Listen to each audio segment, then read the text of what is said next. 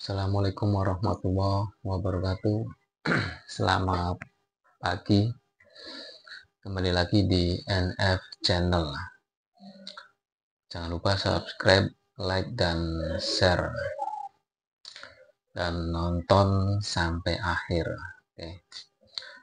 Hari ini Kamis ya, Kamis tanggal 7 Oktober. Ini gua mau review putusan MK tentang Undang-Undang Ketenagakerjaan. Jadi intinya MK mengabulkan sebagian gugatan teman-teman buruh, karena gua sendiri aja buruh, bos. Mengabulkan sebagian gugatan. Jadi undang-undang Omnibus Law Ciptaker itu digugat sama buruh di MK, dan alhamdulillah meskipun nggak semua, sebagian dikabulkan. Nah, nanti ini ya, lampirannya, potongannya gua kasih di akhir video. Gua mau nge-review satu-satu poin yang jadi putusan MK. Ini yang pertama, Undang-Undang Ketenagakerjaan dipisah. Jadi MK meminta DPR, gue baca ini, MK meminta DPR dan pemerintah untuk membentuk Undang-Undang Ketenagakerjaan yang baru, terpisah dari Undang-Undang Ciptaker dalam kurun waktu 2 tahun. Jadi pemerintahan sekarang, pemerintahan Pak Prabowo dan DPR yang baru itu nanti disuruh bikin undang-undang ketenagakerjaan terpisah dari Ciptaker Omnibus Law. Dikasih waktu 2 tahun. MK meyakini aturan akan lebih mudah dipahami dan dapat memperbaiki Undang-Undang 13 tahun 2003 soal ketenagakerjaan dan Undang-Undang nomor 6 tahun 2003 soal Ciptaker yang tumpang tindih. Jadi MK itu meyakini Undang-Undang Omnibus Law, Ciptaker Omnibus Law yang disahkan DPR kemarin itu tumpang tindih.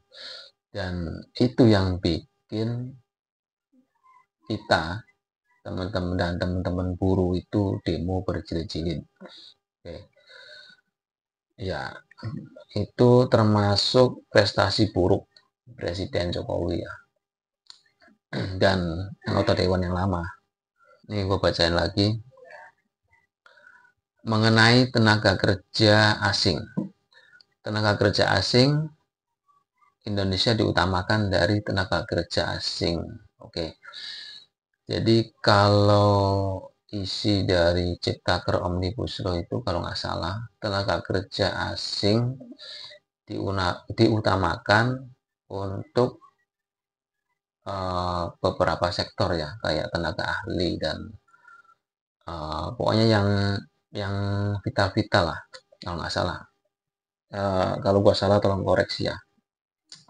Dan sekarang tenaga kerja Indonesia diutamakan, itu perbedaannya. Yang berikutnya mengenai PKWT. Ini juga yang bikin buruh demo berjilid-jilid, bos. Jadi, nah, ini untuk PKWT. Undang-Undang Ciptaker mengatur pemberi kerja dapat mempekerjakan pegawai dengan PKWT tanpa batas waktu diangkat sebagai karyawan tetap. Jadi kalau Omnibus Law Ciptaker itu, pemberi kerja atau pengusaha itu semau dia, mau ngangkat karyawan mau enggak itu terserah dia. Jadi kita enggak, sebagai buruh itu enggak ada nilai tawar sama sekali. Dan yang dikhawatirkan teman-teman buruh demo itu nggak bakalan diangkat jadi karyawan tetap. Itu yang poin teman-teman buruh tuntut itu. Gue terusin ya. Terkait dengan pengaturan jangka waktu PKWT yang saat ini sudah berjalan, yaitu paling lama 5 tahun termasuk jika terdapat perjanjian PKWT sebagai dasar perjanjian kerja. MK ingin adanya perjanjian PKWT yang baru. Yang sekarang berjalan kan 5 tahun, Bos. 5 tahun dan terus berulang. Ada kemungkinan ke situ. Ada kemungkinan terus berulang ya 5 tahun perbaiki, 5 tahun perbaiki gitu. Nah, ya itu disetujui sama MK, istilahnya dikabulkan gugatan buruh sama MK gitu mengenai PKWT. Nah, terus outsourcing, gue baca ya. Jenis outsourcing kerja dibatasi. MK meminta Menteri untuk menetapkan jenis dan bidang pekerjaan outsourcing dalam undang-undang demi perlindungan hukum yang lebih adil bagi pekerja. Gua flashback ya. Jadi waktu Undang-Undang 13 tahun 2003 itu outsourcing itu ada 3 atau 4 poin, gue lupa ya. Gue inget yang seingat gue aja nih. Yang bisa di outsourcing dulu itu security, keamanan, terus OP atau cleaning service, terus sopir, dan satu lagi apa ya kok, pokoknya nanti komen aja bro yang tahu dan inget ya. Pokoknya itu sopir, cleaning service atau OP dan security itu outsourcing di Undang-Undang Nomor 13 Tahun 2003. Dan di Omnibus Law Ciptaker semua outsourcing dengan dasar PKWT. Oke. Makanya buruh demo, ya kan, itu masalahnya. Semua outsourcing. Ya itu, jadi coba lu bayangin ya. Akibat dari Omnibus Law, sekarang itu pengusaha memanfaatkan istilahnya, memanfaatkan undang-undang Omnibus Law Ciptaker dengan cara magang, menerima anak magang, bukan karyawan kontrak ya, menerima magang ya semau dia dengan gaji. Ini gua sendiri ya, di Tangerang itu anak-anak magang digaji 2,5 juta, nggak layak banget bos. Kalau anak perantauan dari daerah terus ke Jabodetabek digaji 2,5 juta itu bayar kontrakan, makan segala macam, itu nggak layak lah.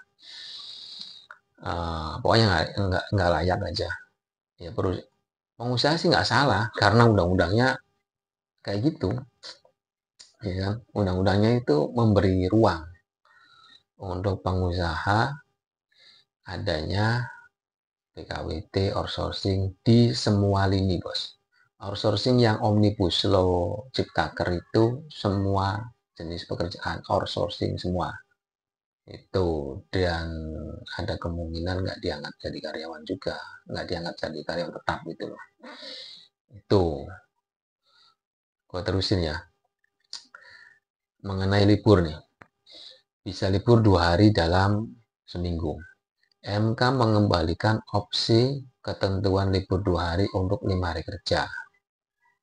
Sebelumnya di Undang-Undang Ciptaker hanya mengatur libur 1 hari dalam 1 minggu. Jadi di Omnibus Law Ciptaker itu 1 minggu itu karyawan atau buruh dikasih jatah libur 1 hari. Dan MK mengembalikan lagi ke undang-undang yang lama tahun 2003 jadi 2 hari. Gua terusin. Menyatakan pasal 79 ayat 2 huruf B dalam pasal 81 angka 25 Undang-Undang 6 tahun 2003 yang menyatakan istirahat mingguan 1 hari untuk 6 hari kerja dalam 1 minggu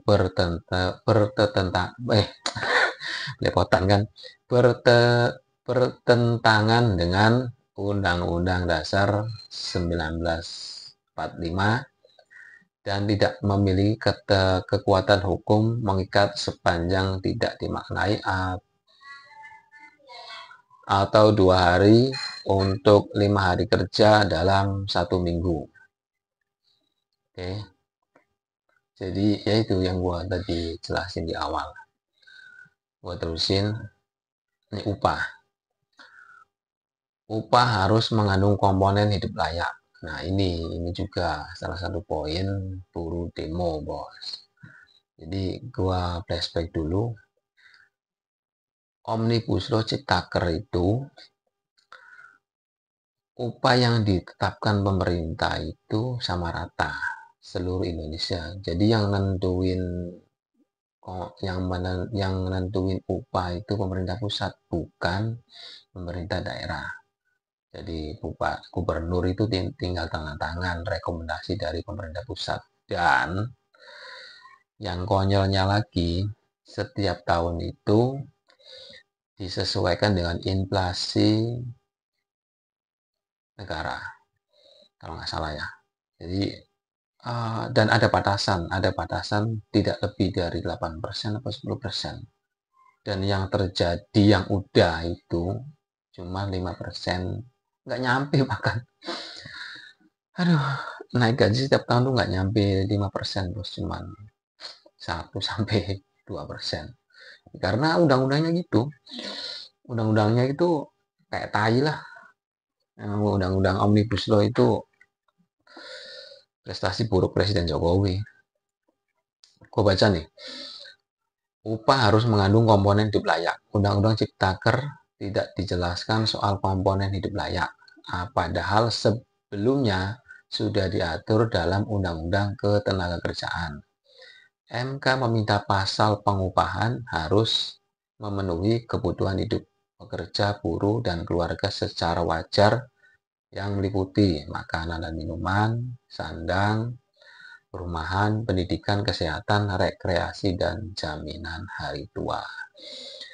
Jadi setahu gua dulu itu sebelum penetapan UMK, UMP oleh pemerintah daerah itu ada ore-oretan dari teman-teman buruh diwakilkan oleh serikat itu komponen hidup layak, banyak makan, minum, transport segala macam itu diajukan dan ditentukan oleh tim bipartit. Bipartit itu serikat buruh, dewan pengupahan yang diwakilkan pemerintah dan profesional, akademisi, dan pengusaha.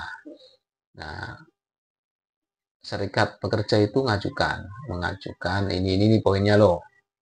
Kenapa kita minta naiknya 10%, 15% itu karena poinnya ini gitu.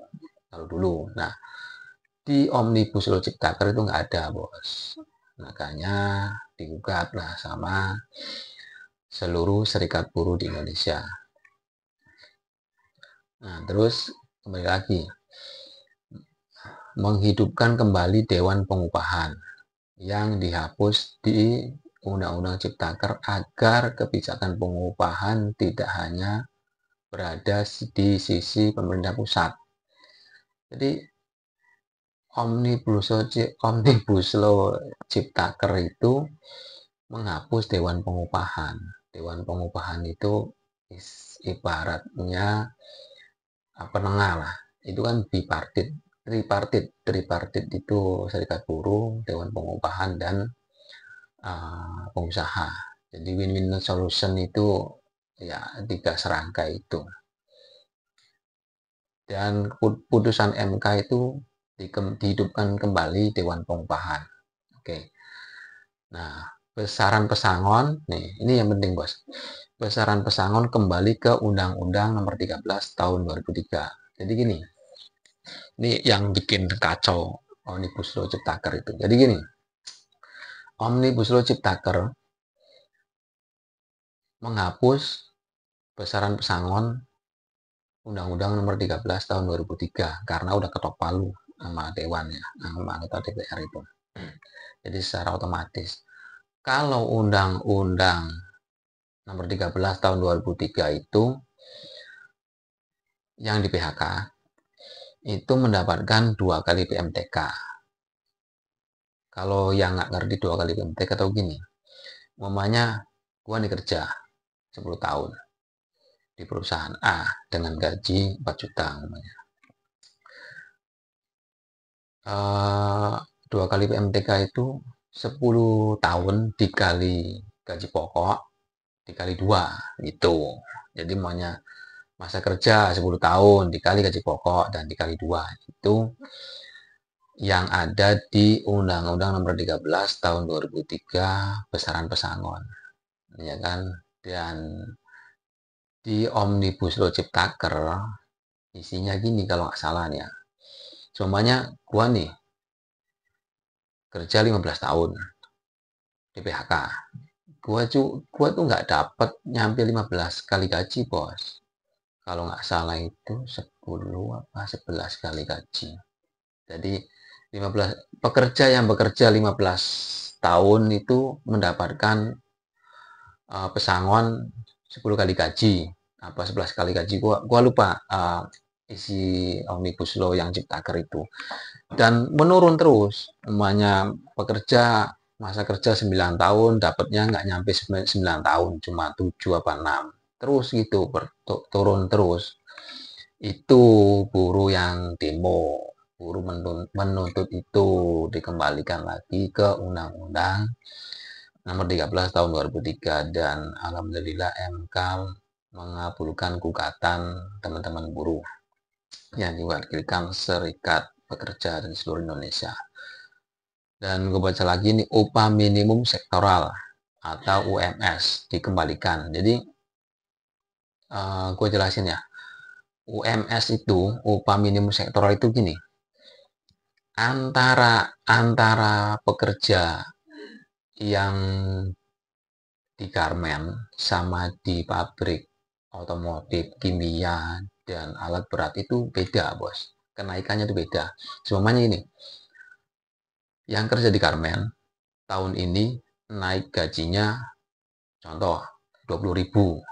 Nah, yang di pabrik kimia, otomotif, yang berat itu naiknya 50.000. Jadi ada selisih karena risiko di pabrik kimia dan industri berat itu risiko kesehatannya lebih besar gitu. Jadi ada sektoralnya beda-beda. Itu yang terjadi sebelum Omnibus Law Ciptaker.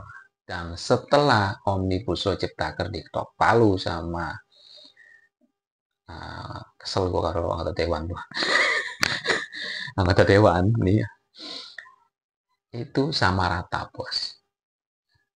Sama rata. Jadi pekerja yang kerja di garmen, di cleaning service, sama pekerja yang di alat berat, di kimia, itu sama. Kalau naiknya 10.000 ya 10.000 semua.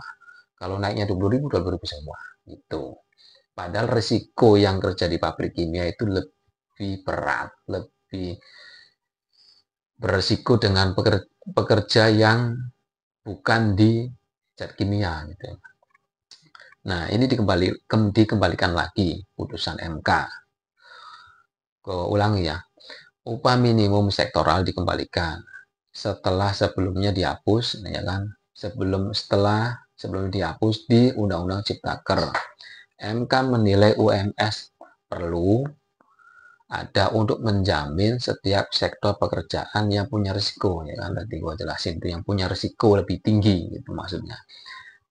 Dan tantangan kerja yang berbeda. Ya, makanya tadi gue jelasin tuh pekerja yang umumnya office boy, maaf ya bukan ngerendahin office boy, yang bekerja di office boy sama yang di pabrik kimia itu dengan sektoral itu berbeda gitu. Dan Omnibus Law Ciptaker itu sama. Tuh, makanya sama MK dikembalikan lagi gitu. Ya kan? Jadi gue baca semua belum ya? Sial loh. Outsourcing udah kayaknya. Ya, jadi gini, gue sih apresiasi dan berterima kasih sama Serikat Pekerja yang mengajukan gugatan di MK, dan terima kasih sebanyak-banyaknya sama hakim MK yang sudah membuat keputusan sesuai dengan hati nurani. Ya kan, meskipun nggak semuanya ya, nggak semuanya dikabulkan. Ya dengan pertimbangan mereka lah. Jadi buruh itu sebenarnya mah kita tuh buruh tuh nggak nuntut banyak-banyak bos, nggak, biasa aja. Meskipun jadi buruh itu cuman minta kembali balik ke Undang-Undang Nomor 13 Tahun 2003. Padahal Undang-Undang Nomor 13 Tahun 2003 juga hasil produk ya pemerintahan yang kemarin-kemarin, dan itu juga sempat didemo berjilid-jilid juga karena Undang-Undang Nomor 13 itu tahun 2003 ada poin yang mulai diberlakukan lagi sistem outsourcing atau karyawan kontrak. Tuh, kalau sebelumnya kan nggak ada. Jadi sebelum Undang-Undang Nomor 13 tahun 2003 itu sebelumnya kita kerja, naftar, lulus training, langsung dengan karyawan. Dan Undang-Undang Nomor 13 itu langsung ada kontrak, sistem kontrak. Dan lebih parahnya lagi di Undang-Undang Ciptaker Omnibus Law itu ya lebih parah dengan bahasa PKWT, penghapusan UMS, udah kacau aja pokoknya mah. Kalau gue pribadi sih, gue ngedukung teman-teman buruh yang demo itu, meskipun kadang bikin macet segala macam, itu ya mungkin itu salah satu jalan untuk shock terapi untuk pemerintah dan pengusaha. Jadi ya gue sebagai buruh yang demo kemarin itu minta maaf lah untuk pengguna jalan yang terganggu dengan aksi teman-teman buruh. Gue sih lebih senang yang kayak gini nih, ngajuin gugatan ke MK, karena lebih praktis, lebih simpel, lebih efisien gitu daripada kita turun ke jalan. Meskipun turun ke jalan juga salah satu opsi untuk ya ngasih shock terapi ke pemerintah dan pengusaha.